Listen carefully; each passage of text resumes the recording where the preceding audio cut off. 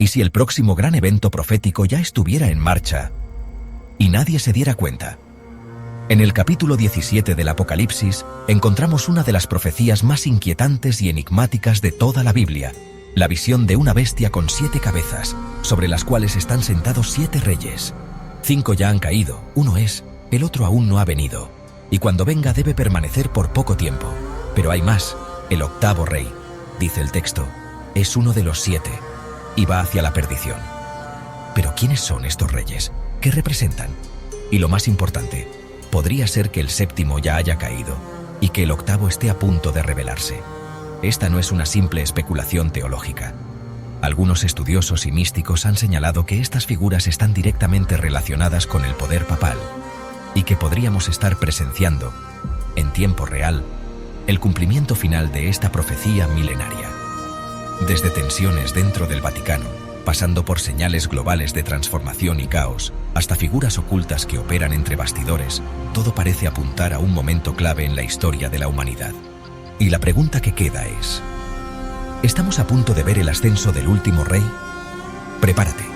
En este vídeo, desentrañaremos el misterio de los 7 reyes del Apocalipsis, identificaremos al posible 7º y exploraremos lo que podría significar la llegada del 8º. Un viaje entre símbolos, profecías y realidades que quizás han estado ocultas a plena vista.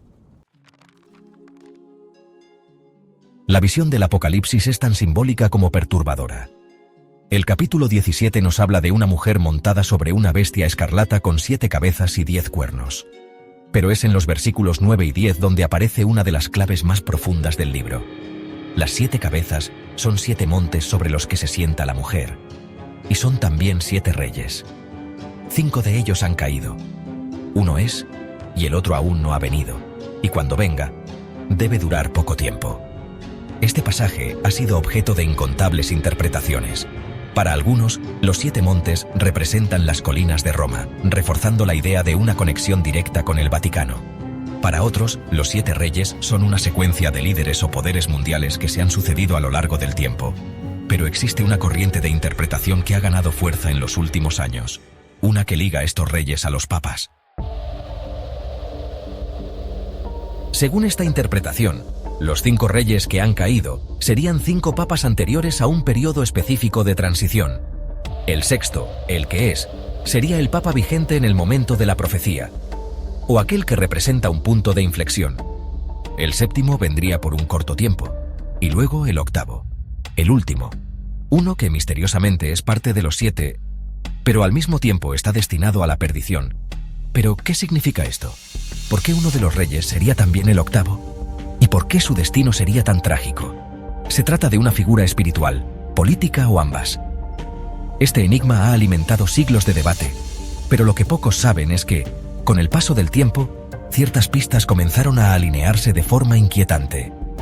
Desde cambios súbitos en el papado hasta hechos históricos poco conocidos, algunos creen que ya podemos identificar quién fue el 7º rey, y que el 8º está más cerca de lo que imaginamos. Y aquí es donde las cosas se ponen realmente interesantes.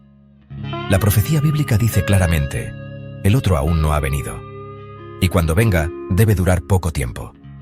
Esta frase ha sido interpretada como una señal de que el 7º rey, sea un líder espiritual, un poder mundial o una figura simbólica, tendría un tiempo limitado de autoridad. Y si aplicamos esta idea al linaje de los papas, hay un nombre que resalta inevitablemente: Benedicto XVI. Joseph Ratzinger, elegido papa en 2005, sucedió a Juan Pablo II, una de las figuras más influyentes y longevas del siglo XX. Sin embargo, su pontificado fue marcado por la brevedad y por una decisión que sacudió las bases de la Iglesia: su renuncia voluntaria en 2013, algo que no ocurría desde hacía más de 600 años. Benedicto XVI fue papa durante menos de 8 años. En comparación con sus predecesores inmediatos, su tiempo fue sorprendentemente corto, y no por enfermedad o muerte, sino por una misteriosa renuncia que dejó más preguntas que respuestas. ¿Estaba realmente cansado? ¿O hubo presiones internas, luchas de poder y secretos que lo obligaron a retirarse? Lo interesante es que varios investigadores de profecías vaticanas consideran que Benedicto fue el 7º rey mencionado en el Apocalipsis. y que su breve reinado, seguido por una figura profundamente distinta, el Papa Francisco, marca un cambio de era en el corazón del poder religioso. Además, algunas fuentes afirman que Benedicto no solo sabía del peso profético de su decisión, sino que la aceptó conscientemente. Su renuncia habría abierto el camino para la figura del octavo, un líder que no solo vendría después, sino que formaría parte de los 7, como si ya hubiese estado en escena antes, o compartiera alguna esencia con ellos. ¿Podría Francisco ser ese octavo rey? ¿O hay otro personaje, aún en las sombras, esperando el momento oportuno? Las piezas están sobre la mesa. El séptimo cayó. Y ahora, todas las miradas se vuelven hacia el siguiente movimiento en este juego profético. El Apocalipsis nos lanza otra frase inquietante. La bestia que era y no es también el octavo, y es uno de los 7, y va a la perdición. ¿Cómo puede alguien ser el octavo y al mismo tiempo ser uno de los 7? Esta aparente contradicción ha confundido a muchos estudiosos. Sin embargo, si miramos de cerca el contexto del papado, comienza a emerger una posible interpretación. El Papa Francisco, sucesor inmediato de Benedicto XVI, es una figura que rompió con múltiples tradiciones. Primer papa jesuita, primer latinoamericano, y el primero en adoptar un estilo de liderazgo mucho más político y mediático. Pero lo más intrigante no es solo su estilo, sino su posible papel en la profecía. Algunos analistas afirman que Francisco es el octavo rey, pero su relación con los 7 es más que simbólica. Si consideramos que Benedicto XVI aún vivía durante gran parte del papado de Francisco, surge un escenario inédito: 2 papas vivos al mismo tiempo. ¿Un símbolo del conflicto entre el séptimo y el octavo? ¿Una sombra proyectada por la figura anterior sobre el nuevo poder? Otros van más allá y sugieren que el octavo no es únicamente un individuo, sino una manifestación final del mismo sistema de poder, una culminación de todos los anteriores. Es por eso que el texto dice que es uno de los 7, como si representara la suma o el clímax de todos ellos.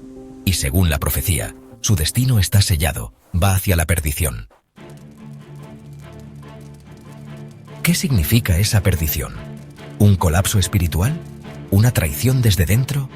¿O el inicio de un ciclo apocalíptico que marcará el fin de una era?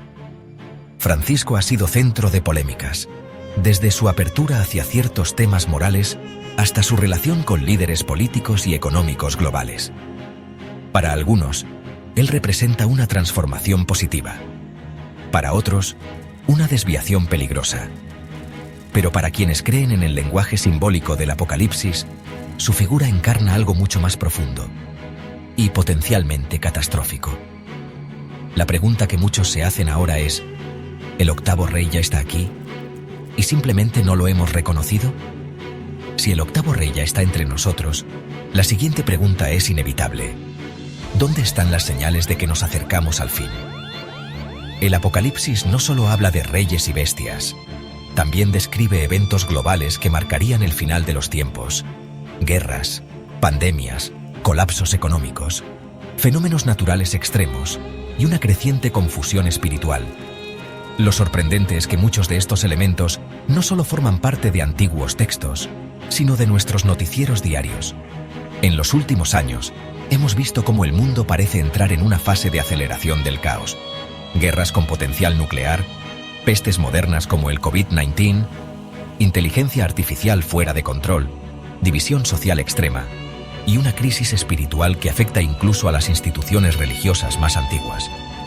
Todo parece desmoronarse y reconstruirse al mismo tiempo. Y en medio de ese caos, el Vaticano no ha estado ausente. Al contrario, su papel se ha vuelto más activo, más político y, para algunos, más sospechoso. El actual Papa ha sido visto reuniéndose con líderes globales, participando en foros de transformación social y haciendo declaraciones que han generado tanto esperanza como alarma. ¿Podría todo esto formar parte del escenario final descrito en las profecías? ¿Y si los reyes del Apocalipsis no son solo símbolos religiosos, sino piezas de un rompecabezas mucho más amplio, que incluye poder político, control mediático y manipulación espiritual? Incluso dentro del mundo católico, muchos fieles han comenzado a cuestionar el rumbo que ha tomado la Iglesia. Acusaciones internas, reformas controvertidas y una sensación creciente de que algo se ha roto han encendido las alarmas, como si estuviéramos viendo los últimos actos de una obra milenaria. Además, las antiguas profecías de santos, místicos y visionarios coinciden en algo inquietante. Un tiempo de oscuridad precederá a una gran revelación. Una época en la que muchos serán engañados y solo aquellos que mantengan su fe podrán ver con claridad. ¿Estamos ya en esa fase? ¿Y si las señales no son futuras, sino actuales? Si la figura del octavo rey representa la culminación de un ciclo profético, su caída o muerte no sería un evento cualquiera. Según varias interpretaciones del Apocalipsis y de profecías complementarias, su desaparición marcaría un punto de quiebre, un antes y un después para la humanidad. En Apocalipsis 17 se menciona que este octavo rey va a la perdición. La palabra perdición no necesariamente implica una muerte física inmediata, sino una ruina moral, espiritual o institucional. Sin embargo, muchos estudiosos sostienen que la muerte literal del octavo marcará el inicio de un período de tribulación sin precedentes. Y esto nos lleva a una pregunta delicada. ¿Qué pasará cuando el Papa Francisco ya no esté?